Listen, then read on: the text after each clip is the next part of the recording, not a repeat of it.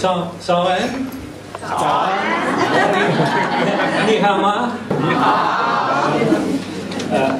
It is good to be here. 在这里很高兴啊。When I worship next door in the English congregation, my wife tells me I cannot sing and clap at the same time because I get out of rhythm, out of time. 我在英文堂，我太太常常批评我说，我唱歌跟鼓掌的话是不合节拍的。So because I don't know Mandarin, I could only clap and keep the time. 所以这次他行啊，因为他不唱歌嘛，所以他这次拍的还不错。It's very nice to be here with you. How is Daniel? Daniel 他他不错。Still have Brian. That's good. He's okay. 他在问候那个小红。Good. And I hear we're going to hear from Akang later on. 等一下我们会看到阿康的一些短片。So I'm going to bring the message this morning and later on to lead in communion. 我现在跟大家分享信息，等一下我会带大家分享圣餐。So shall we start? Yeah. 我们开始喽。Last time I was here, I preached on the parable of the talents, and this morning we're going to look at the parable of the tenants. 上次我在这里我是分享到有关那个恩赐的一个预言。那今天呢，我想跟大家分享的是有关园户的比喻。And John, you may read the passage. Yes. 我们今天一起来读经文好吗？我们是马可福音12章的，从第1节我们读到12节好吗？那我们是请弟兄读单数节，姊妹读双数节。弟兄，我们开始。耶稣就用比喻对他们说：有人栽了一个葡萄园，周围圈上篱笆，挖了一个压酒池，盖了一座楼，租给园户，就往外国去了。到了时候，打发一个仆人到园户那里，要从园户收葡萄园的果子。园户拿住他，打了他，叫他空手回去。再打发一个仆人到他们那里，他们打伤他的头，并且凌辱他。又打发一个仆人去，他们就杀了他。后来又打发好些仆人去，有被他们打的，有被他们杀的。园户还有一位是他的爱子，末后又打发他去，意思说他们必尊敬我的儿子。不料这些园户彼此说：“这是承受产业的，来吧，我们杀他，产业就归我们了。”于是拿住他，杀了他，把他丢在园外。这样，葡萄园的主人要怎么办呢？他要来除灭那园户，将葡萄园转给别人。经上写着说：“匠人所砌的石头，你做了房角的头盖石头。”这是主所做的，在我们眼中看为稀奇。这经你们没有念过吗？他们看这个比喻是指着他们说的，就想要捉拿他，只是惧怕百姓，于是离开他走了。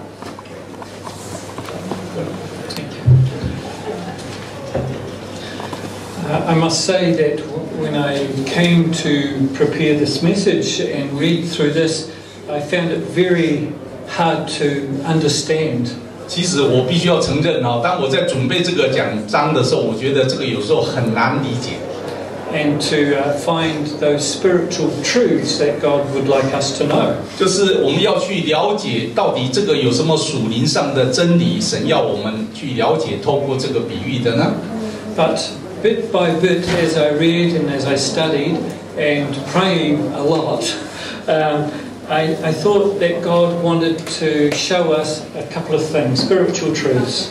但是我透过不断的祷告，还有不断的去思考这个问题，我发现神其实透过这个比喻要告诉我们以下的一些事情。But first, let's ask a question. What is a parable? 那在开始之前，我想请问大家，什么是比喻呢？有糖果了。Use a story to tell a deeper meaning story. 吉米是说用一个故事来讲一个比较深的意义。That's right. An earthly story to bring us to a deeper spiritual meaning. 所以就是用一个我们在世界上的故事来表达一个比较属灵的真理。And even though some parables are confusing, we must realize that Jesus spoke a lot of parables when he communicated. So parables are important. 所以有些比喻虽然是有点难理解，但是你看到耶稣在世的时候，他用很多比喻来跟人传讲他的真理，可见比喻是非常重要的。Next thing we need to ask is, what is the context of this particular parable that we're looking at this morning? Why is this parable here in Jesus' story? 那第二个重点我们要了解，就是说，为什么主耶稣在当时当下要讲这个比喻呢？ Remember, context is what is happening here now can be explained by what was happening before and what is going on afterwards. Yeah. 所以啊，他所谓的这个情境，就是说你要了解，在讲这个比喻之前到底发生了什么事，之后又要发生什么事。So the context for this parable starts at the beginning of chapter 11 of this book. 那这个之前的话，我们要回顾在11章的时候。And this is the part where Jesus comes in and all the crowd are going, "Yay! Jesus is coming into Jerusalem." It is talking about really the whole passion narrative, that is the journey to the cross. 在11章的时候就讲到主耶稣进入耶路撒冷，那当时以色列人大家就欢欣鼓舞，说欢迎我们得胜的弥赛亚进来了。这个就是很有名的这个主耶稣受难的开始。So the crowd were welcoming Jesus like a conquering king into Jerusalem. 那当时的群众欢迎耶稣，是好像是在欢迎一个得胜的君王进入耶路撒冷一样。Another important group of people in this story are called the religious leaders of Israel. And the question we need to ask about them is that, how were they feeling at this particular time? 那在当时群众当中有另外一群人是所谓的宗教领袖。那我们想起来了解一下，这些宗教领袖当时看到主耶稣进入耶路撒冷，他们的心态是怎么样想的呢？ Were they happy to see Jesus? I think not.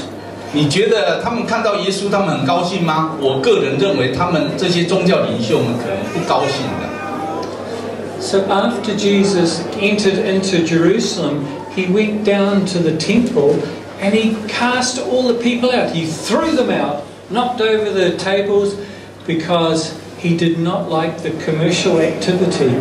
The temple was a house of prayer. 当主耶稣进入耶路撒冷的时候，他先去到圣殿，他把在圣殿做买卖的那些商人啊，他全部都把摊子推倒了。因为主耶稣认为圣殿是一个祷告的地方，不应该是做生意、做买卖的地方。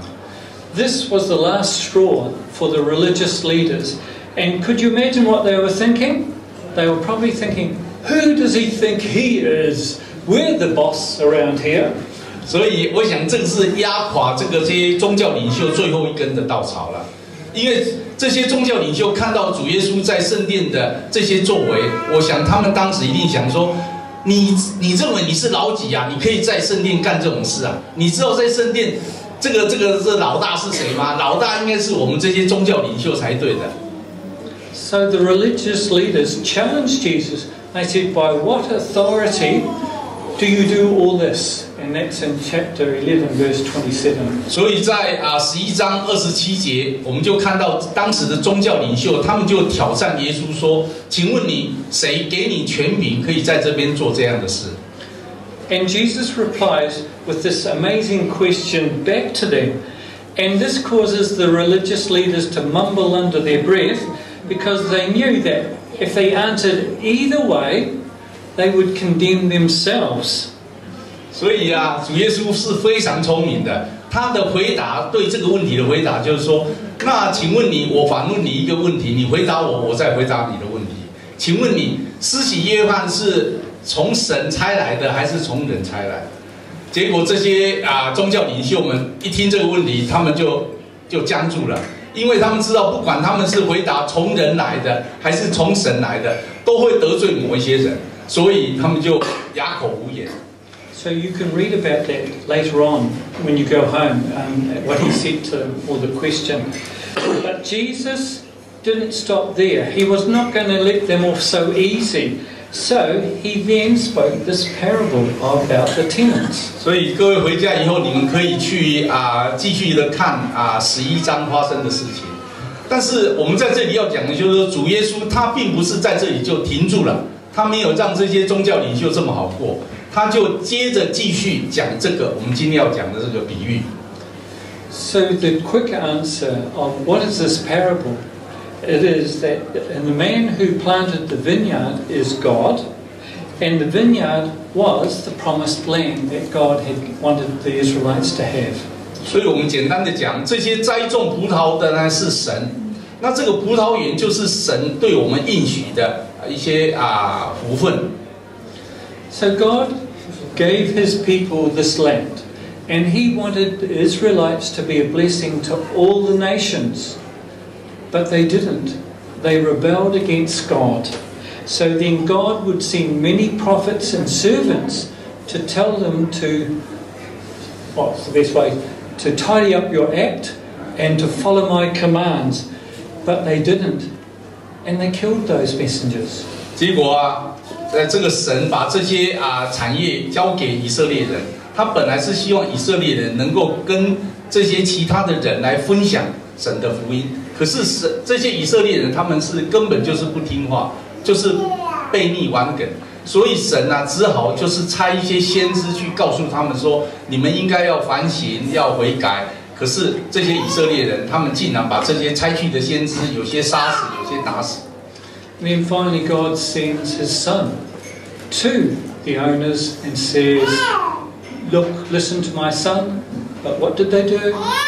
They killed him and threw him out. 最后，神就把他自己的爱子送出去，去告诉这些坏的这些园户，叫他们悔改。他想说，这个是我的爱子，你们该听的吧？想不到这些园户还是连他的爱子也把他杀掉了。So the religious leaders knew that this story was about them, and all the past religious leaders going back into Israel's history, who ruled Israel through rules and regulations that they had placed before the Israelites. 所以这些宗教领袖其实他们听了这个比喻以后，他们心里很明白，他知道主耶稣其实是在责备他们，以及责备他们以前的一些列祖列宗们，因为他们的话就是这些恶园丁，所以他们的话就是说，他们就自己去设立很多一些条条框框，然后来辖制这些以色列人，然后来赢得他们的自己本身的利益。And I think the Jewish people also knew what Jesus was alluding to when he talked about the stone that the builders reject in verse 10 or 11 there, that cornerstone is Jesus.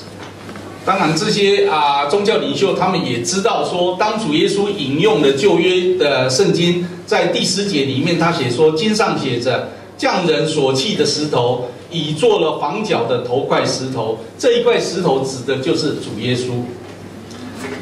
So the Bible said all those 1,000 years ago in Psalms that they would reject, that the builders, which are the religious leaders, will reject the cornerstone. And so they were rejecting Jesus at this very moment. 所以在这边讲的所谓的匠人，指的就是这些宗教领袖们。当他们在建造房屋的时候，他们弃绝了这一块最重要的房角石，就是主耶稣。所以在这边已经是讲出来了。So now you can see just how the religious leaders were feeling. Were they feeling happy? Not much. I think they were feeling angry that this Jesus was telling them awful things about them. 所以我们到这里，我们就来反省一下。你们认为宗教领袖到这时候，他们心里面很开心吗？我认为他们一点也不开心，因为主耶稣在责备他们。So the Jewish leaders went off to plan how they could arrest him and kill him. 所以他们就开始在计划如何逮捕耶稣，如何杀死耶稣了。So this is the parable. That is the context of why Jesus spoke the parable.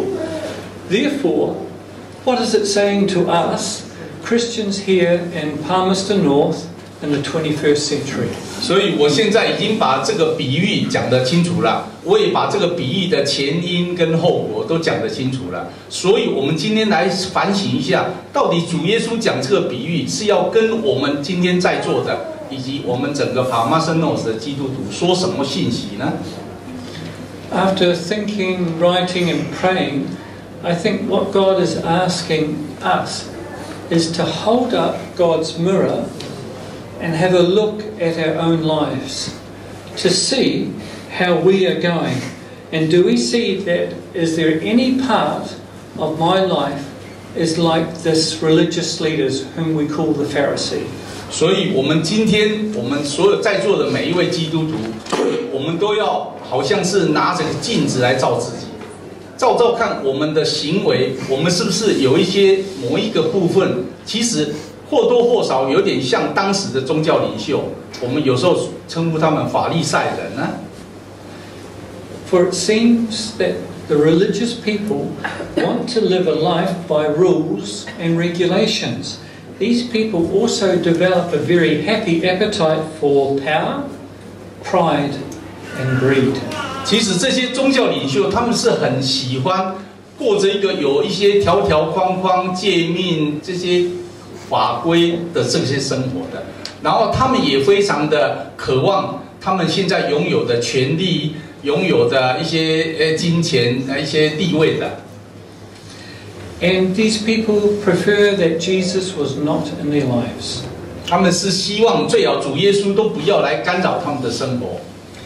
And I know a lot of Christians will say, "No way! I am not like these Pharisees." 我想很多基督徒可能会这时候就会抗议的说：“不，我不是，我不像法利赛人。” And why are they not like these Pharisees? Because they will say that God is at the center of my life. I'm not like these religious people. I love God and I love my Christian brothers and sisters and I love grace and love.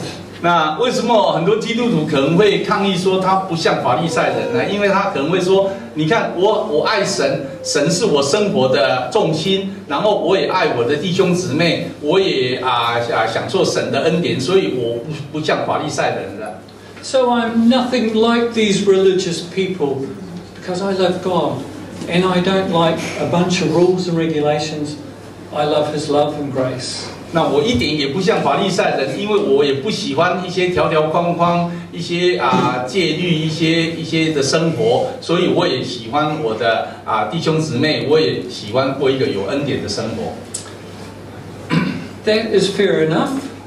I guess that's what your response is. I guess that's what my response is. And that's fair enough. But sadly, over the centuries, many, many, many years, we hear about things happening in God's church. We hear sayings like that Christians shoot their wounded. Now, I don't know if you understand that. It's a saying that says that instead of being caring and kind to people, our Christian brothers and sisters, we say, you shouldn't do that. You should be better. In other words, we don't care for them. We want to shoot them, point out their problems. Sorry. Yeah. 所以就是其实我讲到哪去？I get lost 所以我的意思就是说就是现在教会里面大家对于弟兄姐妹不是真正给他们爱，而是去指责。对，就是云平讲的这样子是对的就是教会的弟兄姊妹。但是可悲的是，我找到了，我做功课的。但是可悲的是，这多年来啊，我们听到教会所发生的事情，并不是这个样子有爱的。我们看到很多教会，他们有了问题以后，弟兄姊妹就互相的指责对方，造成了分裂，然后也没有说很去爱对方，去安慰对方，而是只是论断这对方。It is a saying, and it's a terrible saying. 所以这个是一个非常可悲的事情。We hear also of churches splitting up, blowing up, because there's so much fighting inside, so much, I will not forgive you, how do you say that? All that creates problems in the church, and the church can split just like that. 所以我们听到很多有关教会分裂的事情，我们听到很多有关教会内部争吵，然后不原谅对方、不宽恕对方的事情。I think if we're all truly honest, I think we all have a bit of Pharisee in our lives. 所以，我们假如是深刻的反省自己，我们很真实的去面对自己的话，其实我们内心的深处都有一点点像法利赛人的。I come across this saying from a book that I read.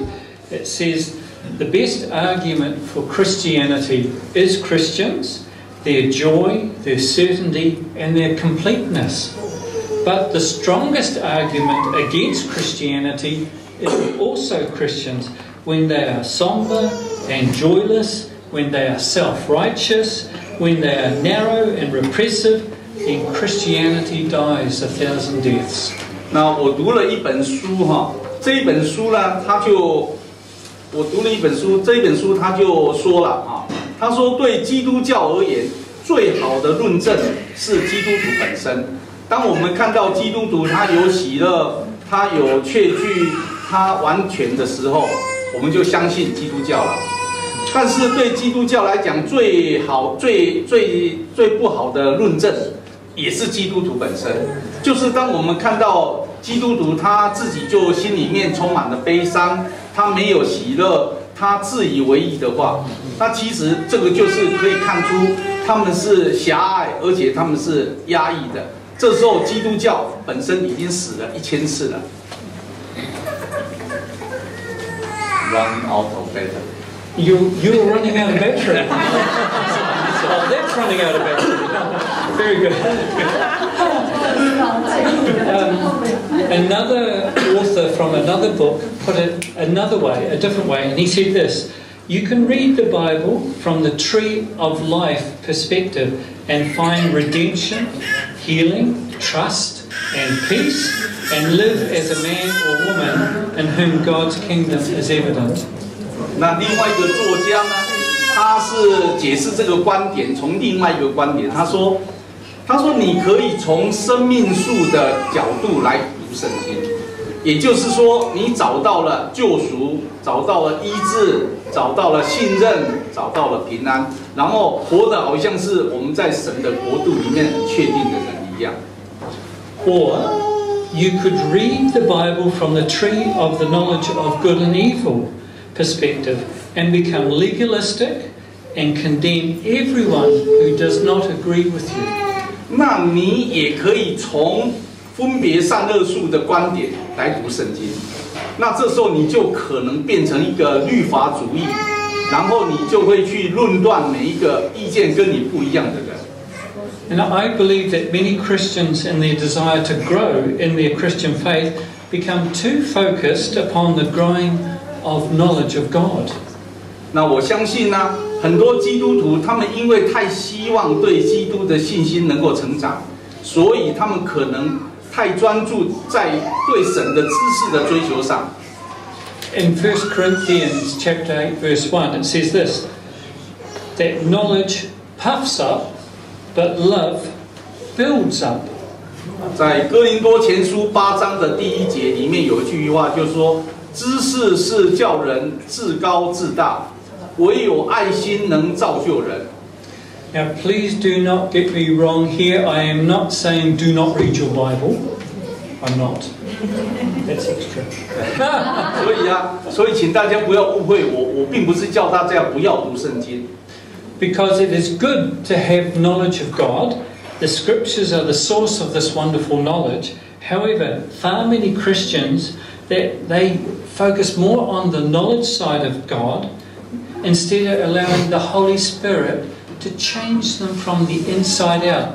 And the scriptures talk about the fruit of the Holy Spirit. The fruit are love, joy, peace, patience, kindness, goodness, gentleness, faithfulness, and self-control. 那圣经是所有奇妙知识的根源。然而，有很多基督徒，他因为太看重拥有知识，而超过了让圣灵在他们的生命当中产生圣灵的果子。那所谓圣灵的果子，就是仁爱、喜乐、和平、忍耐、恩慈、良善、信心、温柔及节制。So what is the answer? How do we know that we are living more like a Christ-centered life or a Pharisaic-centered life? That is a life that is focused more on rules and regulations with no evidence of love and grace. 所以，在这个比喻的答案，那应该是什么呢？我们怎么知道我们是活在一个比较以基督为中心的生活，还是过一个比较以法利赛人为中心的生活呢？就是你的生命当中，你是以一些规条戒律为中心，而几乎没有恩典及慈爱的生活呢？ So I believe the answer to that question is found in Colossians, the book of Colossians, chapter 1, and I think you're going to read verses 3 to 6. 所以我认为啊，答案是在哥罗西书第1章的3到6节啊，大家享受，我来读就好了。在哥罗西书第1章3到6节 ，running out of power 第3节，我们感谢神，我们主耶稣基督的父，常常为你们祷告，因听见你们在基督耶稣里的信心，并向众贵重的爱心，是为那给你们存在天上的盼望。这盼望就是你们从前在福音真理的道上所听见的，这福音传到你们那里，也传到普天之下，并且结果增长，如同在你们中间。自从你们听见福音，真知道神恩惠的日子一样。So what Paul had heard about this community made him so happy. He had heard that these people were giving thanks to God, and their witness and testimony about their Christian faith was having a great and good impact on their community and the wider community. 所以保罗听到哥罗西教会的事，让他非常快乐。为什么呢？因为保罗为他们对基督的见证而感谢神。哥罗西基督徒让他们的信心以及爱心向其他的基督徒以及周围社区表现出来，表现出他们是基督的门徒。The Christians at Colossae were showing their love and faith to other Christians, so much so that there was a good experience. They were being Christ's disciples. 所以这些哥罗西的基督徒啊，让他们的信心跟爱心向其他基督徒以及周围的社区表现出来，所以这也是表现出他们是基督的门徒。And a very good definition of what it means to be a Christ's disciple is found in John chapter 13, verse 34, where Jesus said, "Love, a new command I give you, love one another as I have loved you. By this, all people will know that you are my disciples, if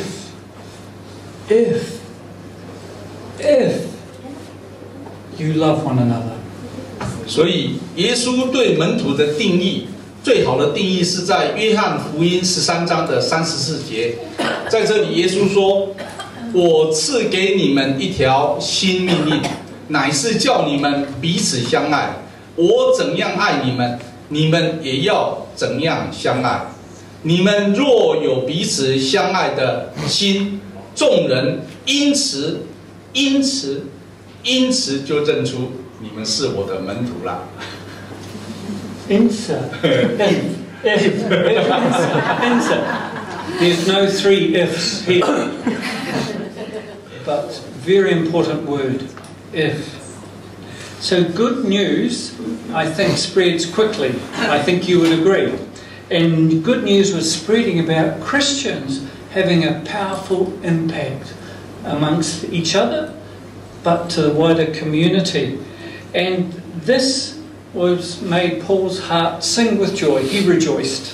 在原文圣经没有这么多 if， 没有这么多因此啊，我们是因为认为这个太重要，所以重复3遍。那这个大家都知道，好消息是传得很快的，所以保罗啊，他已经听到哥罗西教会发生的一些好事，所以这让保罗非常的喜悦。So seeing or hearing about this Christian community, it told Paul a couple of things. 保罗接到的这个消息，告诉了他以下几件事。First of all and foremost, these Christians were growing in their faith. That was very evident. Paul knew that these people weren't a religious community guided by rules and regulations. No, they were a Christian community guided by God's love and grace. 所以首先呢，非常重要的一点就是说，保罗知道这些基督徒的信心有成长，这个是很明显的。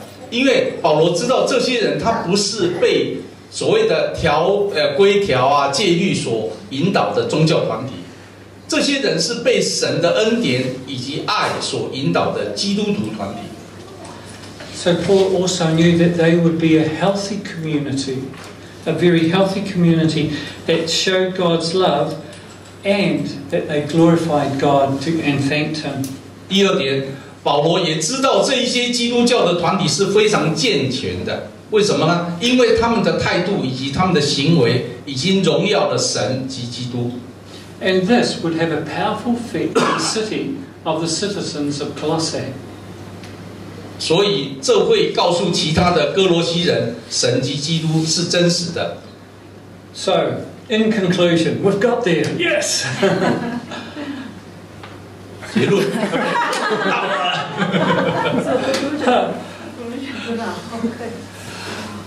What I think as I read Scripture and hear, I guess, the heartbeat of God, is that God is not looking for perfect people who think they know all the rules and regulations. For these people are in like a straitjacket. That's not in there, sorry, John. So he's not looking for perfect people. 结论，神不是在寻找一些自以为完美或者接近完美，而自信他的生活啊，他的宗教都是在自己能够控制的范围之下，而不需要神的人。You see, religious people, they think they have their life under control. Therefore, they do not need Jesus. 有一些宗教领袖们，他们认为他们的生活、他们的一切都是可以控制的，他们都控制在自己之下，所以他们靠自己就好，所以他们不需要靠人啊。And I know that doesn't make sense in some ways. We talk about religious people and not needing Jesus. How could that be? But some people who make Christianity a religion, a tradition, just live by rules, not by God. 所以我们其实说他们也是不太恰当，就是有一些宗教领袖啊，他们就是自以为意，自己觉得自己过得很好，所以他们一切都是按照他们的条框在过日子，所以他们生活上也没有神。So who is God looking for? 那请问神在找什么样的人呢？ He's looking for imperfect people. People who have cracks and flaws in their lives. For where there are cracks and flaws, there is an opportunity for God's love and grace to get in, to change. 所以神要找的人是不完美的生命，是生活有瑕疵、有裂痕的人。因为只有瑕疵、有裂痕的人，神他才有机会进入能够进入你的生命，而神的恩典也是能够改变生命的，它就可以借着这个裂缝啊进入你的生命当中。If Jesus was here today, I wonder what parable he would say of us. 我想，假如今天神在我们当中的话，耶稣在我们当中的话，那耶稣会对我们讲什么样的比喻呢？ So I hope it would be something like this, and I've borrowed a parable from another culture, but I think it says a lot. 那我在这里要借用另外一个比喻，在这里跟大家分享。It's a story. It goes like this. A water bearer in India had 2 large pots, each hung on the ends of a pole, and he carried it across his neck. One of the pots had a crack in it, while the other pot was perfect and always delivered a full portion of water.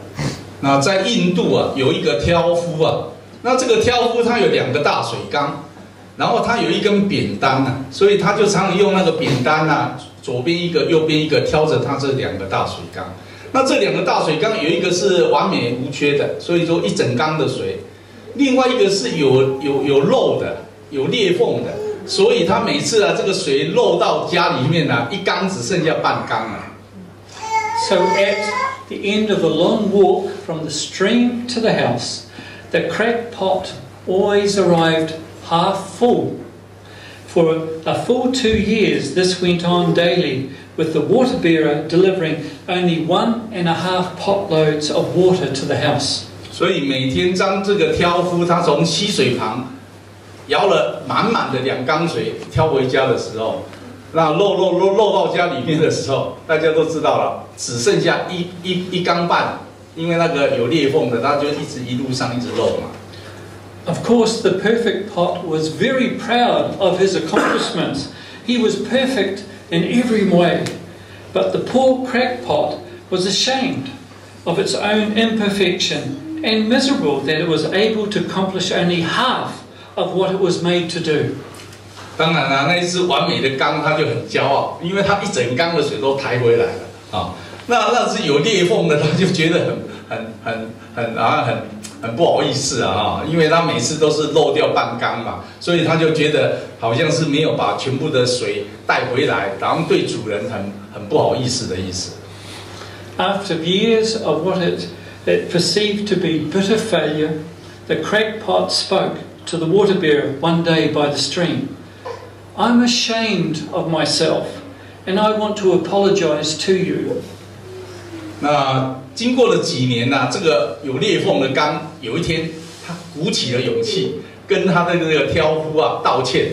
他说：“哎，主人啊，我真的很不好意思啊，在过去几年来啊，老是漏水，结果漏掉这么多水，就让你好像是花了力气，然后还拿不到水。” I have only been able to deliver half my load because this crack in my side caused water to leak out all the way to your house. Because of my flaws, you have work to do and you don't get full value from your efforts. 那因为我的缺陷呐，一直漏水嘛，所以你就没有办法得到你全部努力装进去的水了。这个是让我很不好意思的。The water bearer smiled and said to the pot, "Did you notice that there were flowers on your side of the path, but not on the other side?" 结果那个挑夫啊，他就笑一笑，对那个裂缸说啊，他说：“你有没有注意到，就是你的那一边啊的路有花开出来，啊那个好缸的那一边的路都没有花开出来。” That is because I always knew about your flaw. So I planted flower seeds on your side of the path.